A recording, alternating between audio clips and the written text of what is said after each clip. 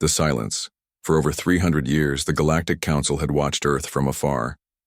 They listened to human radio waves, television broadcasts, and digital signals that spilled endlessly into space.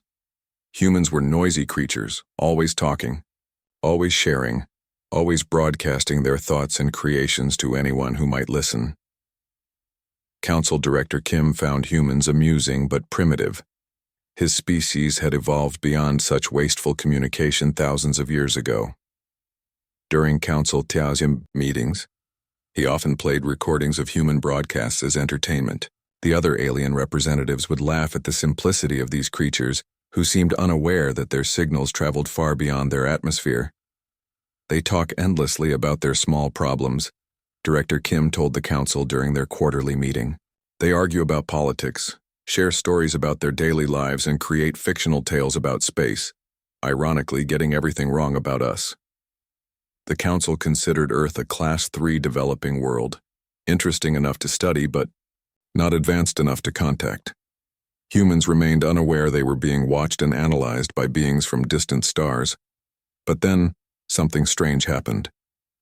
One ordinary day, Earth went silent. At first, the monitoring station operators thought their equipment had malfunctioned. The technicians checked and rechecked their systems, but everything was working correctly. The problem wasn't on their end. Earth had simply stopped broadcasting. When the silence stretched from hours into days, Director Kim became concerned. Has the species eliminated itself? He asked during an emergency council meeting. Have they finally used those nuclear weapons they've been threatening each other with for decades? It wouldn't have been surprising. The council had witnessed dozens of civilizations destroy themselves over the centuries. Self-destruction was a common fate for developing worlds. Based on their observations, the council had calculated an 87% probability that humans would cause their own extinction within the next century. We should send a probe, suggested Council Member Yoon, her 4 eyes blinking with curiosity. If they've destroyed themselves, we need to document it for our records. Director Kim nodded. Agree. Prepare a stealth probe immediately. Within days, the probe entered Earth's atmosphere, cloaked with technology that made it invisible to human detection systems. It scanned the planet's surface, collecting data and images to report back to the council. What the probe found shocked everyone. There was no nuclear winter, no climate collapse, no global pandemic. Cities stood intact. Vehicles moved along roads. Farms continued to produce food. Humans walked their streets, seemingly going about normal lives, yet not a single broadcast left the planet. How is this possible? Director Kim wondered, studying the probe's findings with growing concern. An entire planet doesn't just stop communicating overnight. The council's chief scientist, Dr. Han, analyzed the data carefully. Something fundamental has changed in their technology, he reported. They're still communicating, but they're doing it differently. They've developed something new. This development worried Director Kim more than if humans had destroyed themselves. Technological leaps in developing species rarely happened so suddenly, unless driven by outside influence. Had another spacefaring race contacted Earth? Had they violated the non-interference protocols?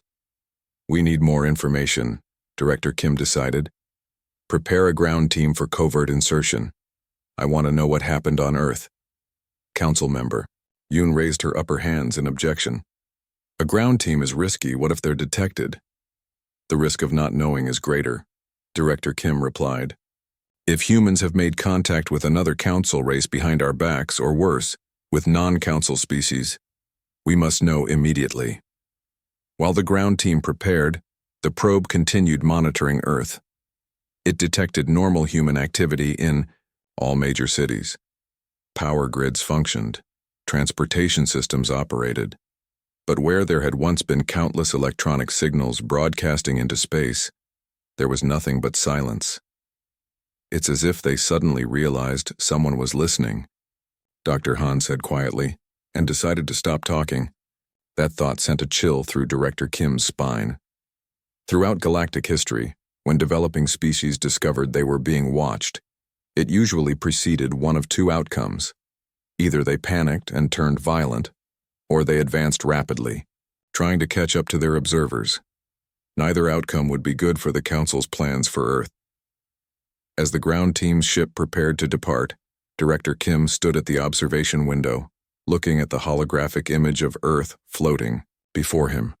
The beautiful blue planet spun silently in the darkness of space, keeping its secrets. "What are you hiding?" he whispered. Little did Director Kim know that Earth's silence wasn't a sign of collapse or destruction. It was the beginning of something the Galactic Council had never seen before, something that would soon turn their comfortable understanding of the universe upside down. Earth hadn't fallen silent because humans had disappeared. They had fallen silent because they were finally ready to be heard. The Investigation Council investigator Park didn't like Earth. The gravity was too strong, the air too thick with oxygen, and the sounds too chaotic. Even with his body modified to appear human, everything felt wrong. His skin itched under the artificial covering, and his eyes watered constantly because humans blinked far less frequently than his species. "Remember," he told his team of 5 investigators as their ship landed in a remote forest, "we observe only. No contact with the locals. No interference." They had arrived under cover of darkness, their ship's cloaking technology hiding them from Earth's detection systems, or so they believed. Each team member wore the appearance of an average human, their true forms hidden beneath carefully crafted disguises. According to their research, they would blend perfectly with the local population. "We split into pairs," Park instructed. "Jin and I will investigate the major population center called New York. Juan and Tai, you take the government headquarters in Washington. Sue, you monitor communications from the ship." The plan was simple: infiltrate human society, discover why all transmissions had ceased, and report back to the Council. They expected to find evidence of technological regression or societal collapse that their probe had somehow missed. They found neither. New York City overwhelmed Park's senses as he and Jin walked through Times Square. Humans moved all around, them talking, laughing, and living their ordinary lives. Electronic billboards flashed advertisements. Vehicles honked and rumbled down crowded streets. Everything appeared normal, except nothing broadcast beyond the atmosphere. "Look at this," Jin whispered, pointing to a young human staring at a small rectangular device. "They still have portable communication technology." Park nodded. "And yet no signals reach space. How?" They spent days observing, collecting data, and attempting to understand.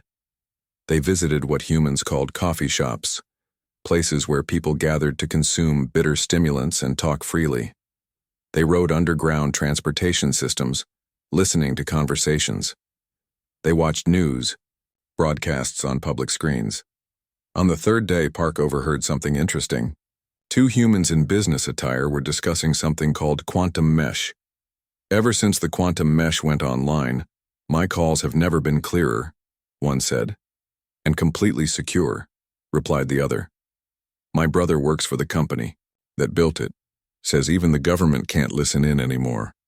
Park pretended to read a newspaper while recording every word. That night he shared the information with his team. "Quantum communication?" Juan looked skeptical. "That's impossible. According to our intelligence, humans are at least 50 years from developing that technology." "Something has accelerated their development," Park said. "We need to find this company." Research led them to Brightlink Technologies, a corporation that had seemingly appeared overnight 3 months ago. Its headquarters occupied a gleaming skyscraper in the center of New York. Their CEO is someone named Dr. Lee, Sue reported from the ship. Very little information about her exists before this year. Park and Jin posed as foreign investors to gain access to Brightlink's public exhibition hall. Inside, they found a display explaining the company's breakthrough technology. "Traditional communication broadcasts signals in all directions," a cheerful company representative explained to visitors. "But the quantum mesh creates direct connections between devices. No wasted energy, perfect security, and instant communication anywhere on Earth." Park studied the technical diagrams carefully. The quantum mesh created entangled pairs of particles, using them to transmit information instantaneously without any detectable radiation. It was elegant, efficient, and far beyond what humans should have achieved. We need to meet this Dr. Lee, Park told his team that evening. Something isn't right. Gaining access to Dr. Lee proved challenging. Brightlink's headquarters had security that seemed designed specifically to detect non-humans. Park noticed subtle scanners that measured body temperature, heartbeat patterns, and even DNA from shed skin cells. Their disguises were good, but perhaps not good enough to fool such advanced technology. They know, Park realized with growing dread. They know someone is watching them. The confirmation came when Juan and Tai reported their findings from Washington. They had hacked into a government database and discovered a classified report. 3 months ago, astronomers had detected unusual patterns in signals bouncing back from space. After analysis, they had realized these were reflections of their own broadcasts, reflections that could only exist if someone was monitoring them. They discovered our listening posts, Park said, the implications sinking in. And rather than announce it to their population and cause panic, they went silent. Jin finished. They're hiding their development from us. The situation was worse than they had imagined. Park received permission from the council to attempt direct contact with Dr. Lee. They needed to understand exactly how much humans knew. Using their advanced technology, they arranged a meeting under the guise of overseas investors. The meeting was set for Brightlink's executive floor, 50 stories above New York. When the elevator doors opened, Park knew immediately they had walked into a trap. Dr. Lee waited for them, flanked not by security guards but by military personnel. And behind her, displayed on a large screen, was an image of their actual ship, not as they had disguised it, but as it truly appeared. "Welcome to Earth," Dr. Lee said with a smile that didn't reach her eyes. "We've been expecting visitors for quite some time, though I must say we expected you to arrive through the front door, not sneaking through the window." Park felt the artificial skin on his neck tighten. "I don't understand." "Please," Dr. Lee interrupted. "Let's not waste time with pretenses. We know what you are. We've known about your monitoring stations for months. The question is, what do we do now that we're finally face to face?" The room fell silent as Park realized the truth. Earth hadn't gone silent because of destruction or regression. They had gone silent because they were preparing. The Discovery Park stood frozen as military personnel surrounded his team. The humans didn't point weapons at them, but their stance made it clear escape wasn't an option. Dr. Lee motioned for Park to follow her into a conference room with windows overlooking the New York skyline. "Please sit," she said, gesturing to chairs around a large table. "Your disguises are impressive but unnecessary now." Park exchanged glances with Jin. Their mission protocols didn't cover this scenario. After a moment's hesitation, he pressed the small device hidden behind his ear. His human appearance shimmered and faded, revealing his true form, taller than humans with gray-blue skin and large, deep-set eyes. Dr. Lee didn't flinch. The military personnel remained equally calm, as if they encountered aliens every day. "How long have you known?" Park asked. "About your specific presence since you landed?" Dr. Lee took a seat across from him. "About someone watching us from space? Nearly 8 months now." She tapped a command into the table's surface, and a holographic display appeared above it. Park recognized the image immediately, one of the Council's monitoring stations orbiting Jupiter, hidden within its rings. "We might seem primitive to you," Dr. Lee continued, "but we've been staring at the stars for centuries. Once we knew what to look for, your observation posts weren't that hard to find." Park's mind raced. The Council had monitoring stations throughout the solar system, all using advanced cloaking technology. For humans to detect them meant either incredible luck or technology far beyond what Earth should possess. "That doesn't explain how you found them," Jin said, speaking for the first time. Dr. Lee smiled. 6 years ago, I was working on quantum entanglement communication when I noticed something odd. Certain entangled particles were being affected by an outside force. Something was interfering with them, something not from Earth. She pulled up another display showing complex wave patterns. "These are the signals your monitoring stations used to scan our broadcasts. They left a fingerprint we could detect once we knew what we were looking at." Park felt a cold sensation spreading through his body. The Council had always believed their technology was undetectable to developing civilizations. So you created this quantum mesh to hide your communications, Park said. Partly, Dr. Lee admitted, but mostly we did it because the quantum mesh is simply better technology.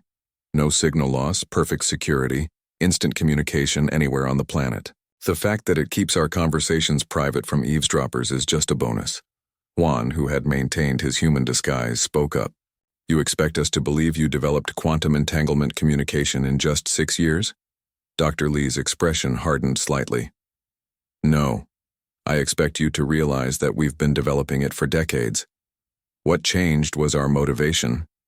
Once, we knew someone was listening. We accelerated the timeline. She tapped another command and the display changed to show various pieces of technology. Some Park recognized from Earth's development, others completely unfamiliar. We've been reverse engineering your signals, Dr. Lee explained. You broadcast to us too, you know. Every scan you performed sent data back to your stations. We've been collecting that data, analyzing it, learning from it. Park felt the situation, slipping further from his control. This went beyond a simple breach of monitoring protocol. If humans had been analyzing Council technology, how much do you know about us? He asked quietly. Not enough, Dr. Lee answered honestly. We know you're part of something called the Council. We know you've been watching Earth for at least 3 centuries. We know you have observation posts throughout our solar system. And we know you consider us primitive. She leaned forward. What we don't know is why you're watching us. Are you waiting for us to destroy ourselves? Are you preventing us from advancing too quickly? Or are you just studying us like insects in a jar? Park had no simple answer. The Council's relationship with developing worlds was complex. They observed, they studied, and yes, sometimes they interfered when civilizations developed in dangerous directions. We mean Earth no harm, he said finally. Then why the secrecy? Dr. Lee pressed. Why not introduce yourselves openly? Jin answered before Park could. Because most species aren't ready for the knowledge that they're not alone in the universe. It causes panic, religious crises, societal breakdowns. That's a convenient excuse for keeping secrets, Dr. Lee replied. But I think the real reason is control. Knowledge is power, and you wanted to know everything about us while we knew nothing about you. Park couldn't deny the truth in her words. The Council had always maintained the balance of power in their favor when dealing with new species. What happens now? Park asked. You've captured us. What do you intend to do? Dr. Lee looked surprised. Captured? No, you're not prisoners, you're guests. Unexpected guests who arrived without an invitation, but guests nonetheless. She stood and walked to the window, looking out at the city. Humanity has dreamed of meeting beings from other worlds for generations. Now that dream has come true. We're not going to waste the opportunity by treating you as enemies. Park felt more confused than ever. This wasn't how first contact scenarios typically unfolded. According to Council records, species at Earth's development level usually reacted with fear, aggression, or religious fervor. There's something you should see, Dr. Lee said, turning back to face them. Something that might help you understand why we're handling this the way we are. A door opened, and a young human entered, carrying what looked like an ordinary metal box. He placed it on the table and stepped back. This is what we found 3 weeks ago, buried in Antarctica under 2 miles of ice, Dr. Lee explained. It's approximately 50,000 years old. She opened the box, revealing an object Park recognized immediately. A Council emergency beacon, the kind carried on all exploration vessels. We're not the first humans to meet your kind, are we? Dr. Lee asked quietly. Your people have been here before. A long, long time ago. Park stared at the beacon in shock. This changed everything. If the Council had sent explorers to Earth in the distant past, there's more, Dr. Lee continued. We found DNA samples preserved in the ice near this device. When we analyzed them, we discovered something remarkable. She paused, her eyes fixed on Park. The DNA was partly compatible with human DNA, almost as if As if your species and ours are distantly related, Park finished, the implications washing over him like a wave. The silence that followed felt heavier than Earth's gravity. Park looked at his team members, seeing his own shock reflected in their expressions.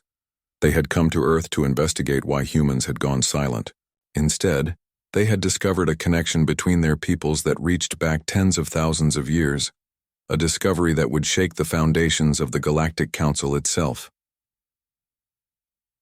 The confrontation. 3 days after Park's team was discovered, the Galactic Council decided they could no longer ignore the situation. Humans knew too much. Director Kim himself authorized first contact protocols, something that hadn't been used with a developing world in over 2 centuries. The Council's diplomatic vessel, 3 times larger than Park's scout ship, descended through Earth's atmosphere in broad daylight. They made no attempt to hide their arrival. News of the massive silver ship spread across human communication networks instantly. Millions watched as it hovered over Geneva, Switzerland, eventually landing in an open field where world leaders had hastily gathered. Park stood beside Dr. Lee as they waited for the ship's doors to open. Military forces from 20 nations formed, a perimeter around the landing site, their weapons ready but not aimed at the vessel. "Are you nervous?" Park asked Dr. Lee. "Terrified," she admitted with a small smile. "But also excited.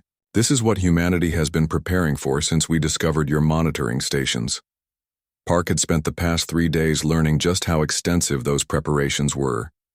After finding the ancient council beacon, humans had accelerated their technological development dramatically. They had created an international task force called the Stellar Response Initiative, bringing together the brightest minds from every continent. Dr. Lee was just one of hundreds of scientists working on understanding and replicating the technology they'd found. The quantum mesh communication system was only their first major breakthrough. A hush fell over the crowd as the council ship's main door slid open. A ramp extended to the ground and 7 figures emerged, representatives from the 7 major species that formed the Galactic Council's leadership. Director Kim led the delegation, his tall, slender form moving gracefully despite Earth's strong gravity. Behind him came representatives from worlds humans had never imagined, beings of light encased in crystalline shells, massive insectoid creatures with compound eyes that reflected rainbows, and others even Park's people considered ancient and mysterious. World leaders stepped forward to meet them. At their head walked Admiral Choi, the woman selected to speak for Earth. She was not the leader of any particular nation, but had been chosen for her diplomatic experience and calm demeanor. Park had briefed her extensively on council protocols. "Welcome to Earth," Admiral Choi said clearly, making the formal greeting gesture Park had taught her. "We are honored by your presence." Director Kim seemed momentarily taken aback by the perfect execution of council etiquette.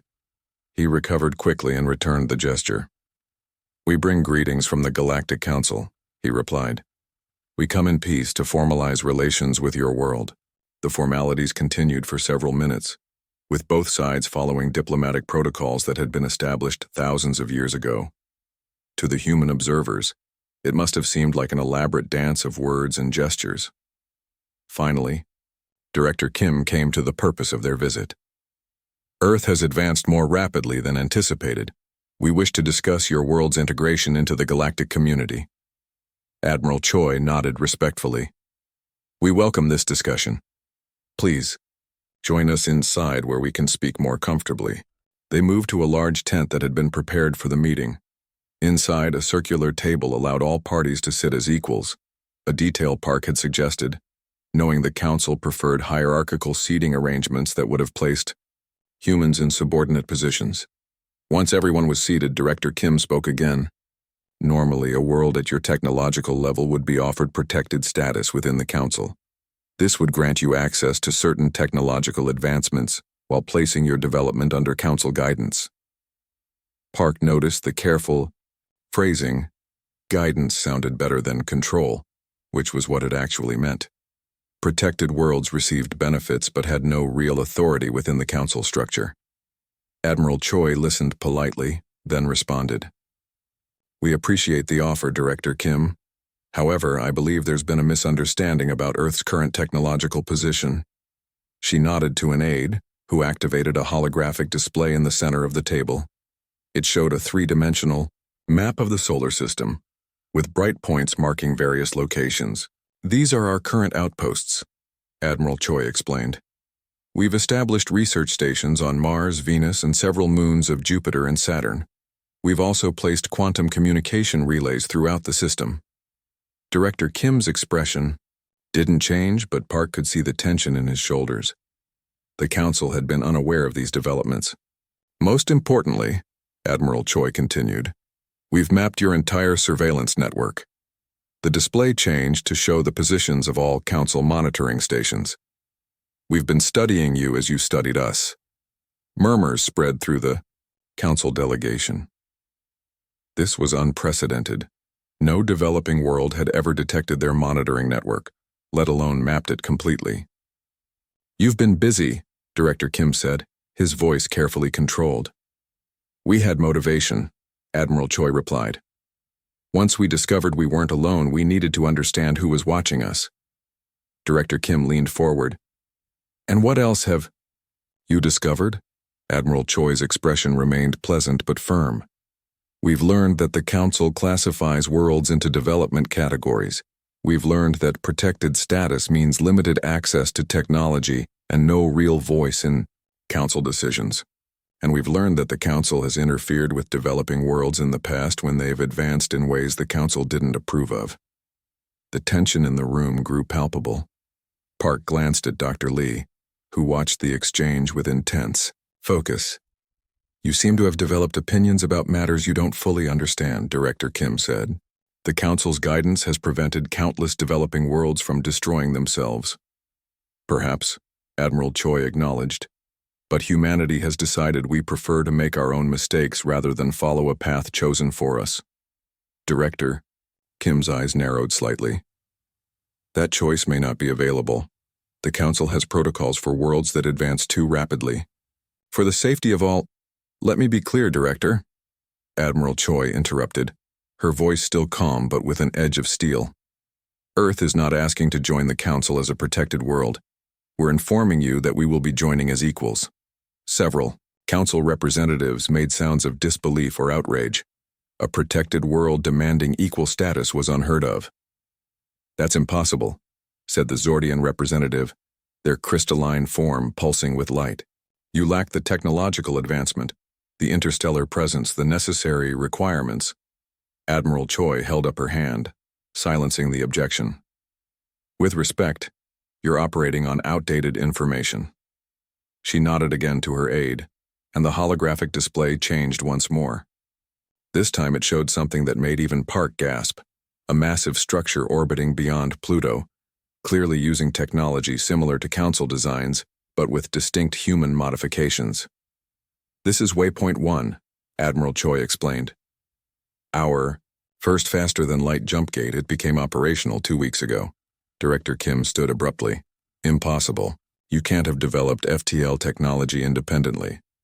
We didn't, Admiral Choi admitted. We reverse-engineered it from the data streams your monitoring station sent back to the Council. You transmitted the blueprints yourselves embedded in your own communications. The revelation hit the Council delegation like a physical blow. In their arrogance, they had never considered that their secure transmissions might be intercepted and decoded by the very species they were monitoring. You've been watching us for centuries, Admiral Choi continued, her voice softer now. Did you really think we wouldn't eventually look back? Director Kim slowly sat down, his expression unreadable. What do you want?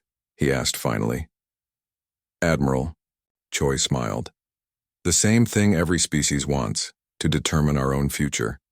We're prepared to join the galactic community, but as partners, not subjects. We have much to learn from you, but perhaps you have things to learn from us as well. Park looked around the table at the Council representatives. Their shock was evident, but he could also see the beginnings of something else. Respect.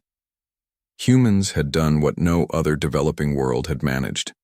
They had turned the tables on their watchers. The galaxy's worst nightmare wasn't that Earth had fallen silent. It was that humans had been listening all along. The nightmare. The negotiations lasted for 5 days.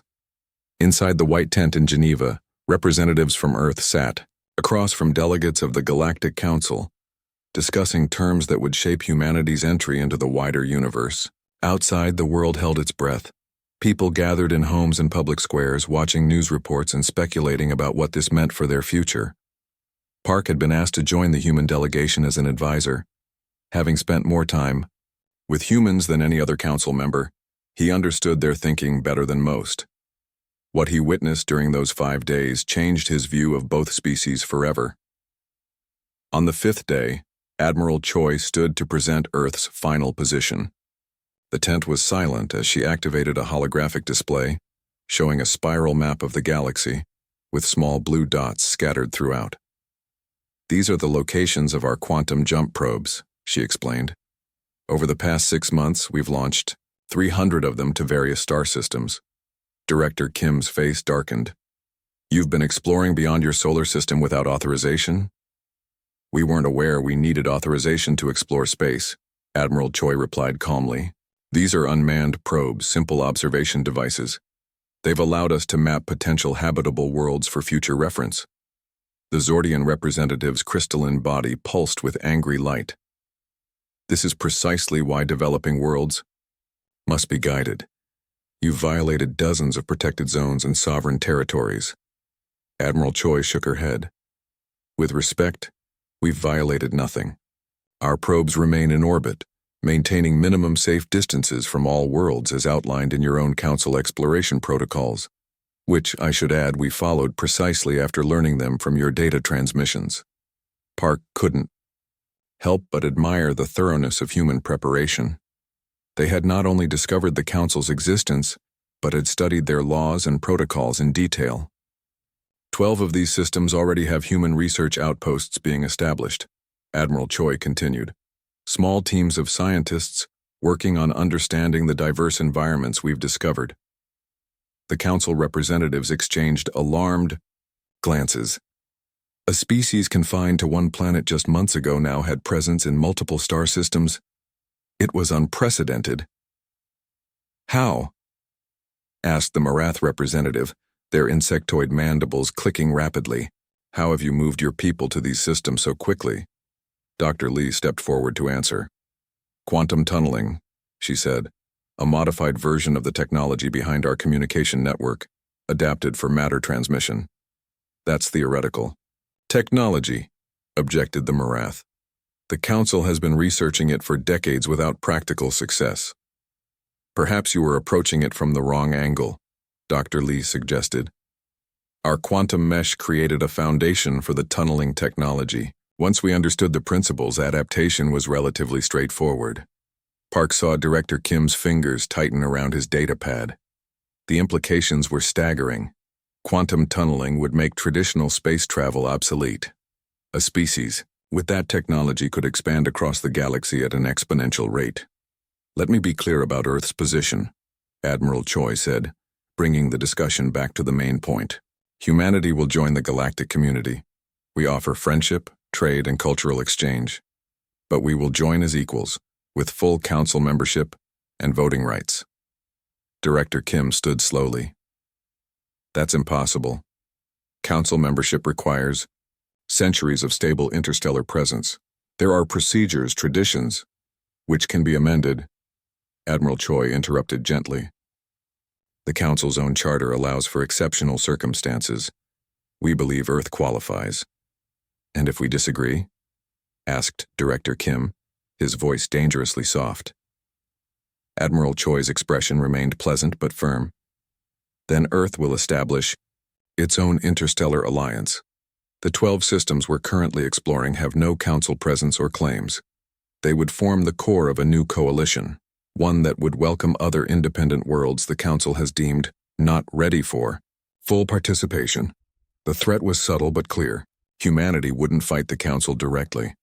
They would simply create an alternative, potentially drawing away worlds dissatisfied with Council rule. Park watched Director Kim carefully. He knew the director well enough to see the calculations happening behind his calm exterior. The Council had encountered rebellious species before, but they had always been isolated, easy to contain. Earth presented an entirely new problem. "You must understand our concern," Director Kim said finally. "Your species has advanced from radio signals to quantum tunneling in less than a century.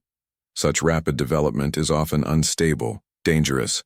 Admiral Choi nodded. "We understand your caution.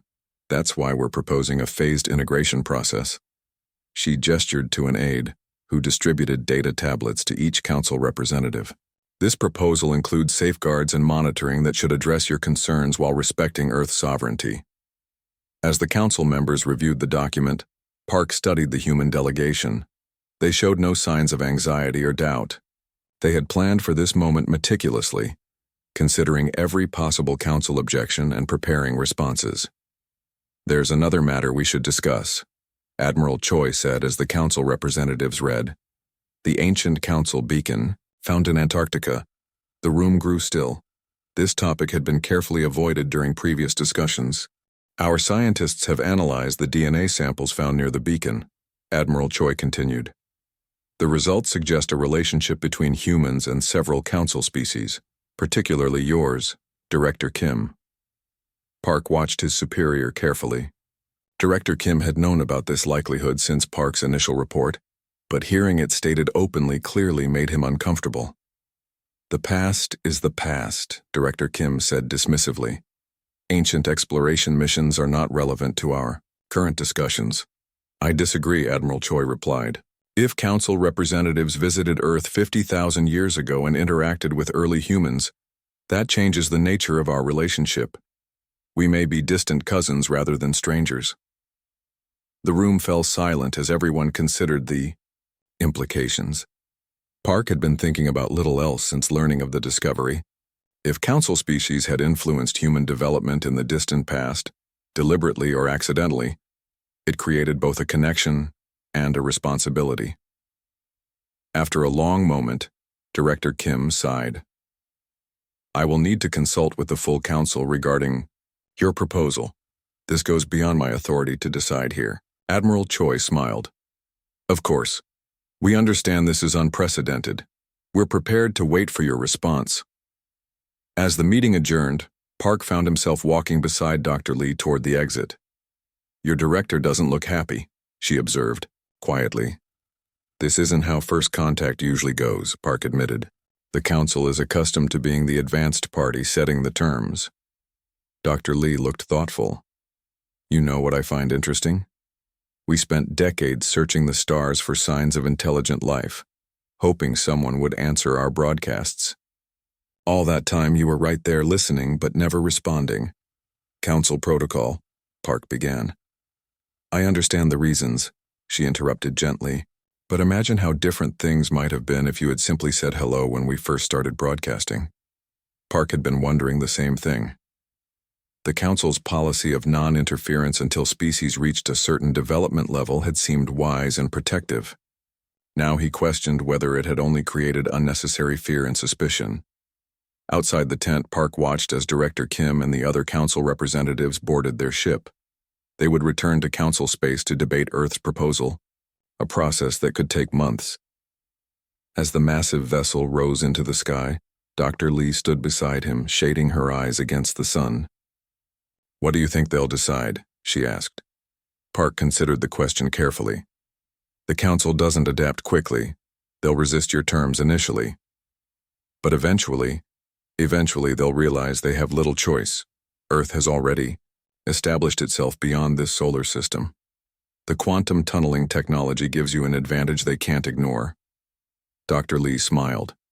"We don't want to be adversaries, you know. Most humans are thrilled at the idea of joining a galactic community. We just want to join as partners, not subjects." As the Council ship disappeared into the clouds, Park thought about how the galaxy had changed in just a few short weeks. The Council had monitored Earth for centuries, watching human development with detached interest, never considering them a significant factor in galactic politics. Now, humanity had emerged from silence with technology that rivaled the Council's own, with outposts in multiple star systems, and with the confidence to demand equal treatment. The Council's worst nightmare wasn't that Earth had been destroyed or had fallen into chaos. The nightmare was that humanity had been silently preparing, listening to the Council's own transmissions, learning their weaknesses and strengths, and planning their entrance onto the galactic stage on their own terms. Earth had fallen silent, not because they had nothing to say, but because they were waiting for the perfect moment to speak, and now the galaxy would have to listen.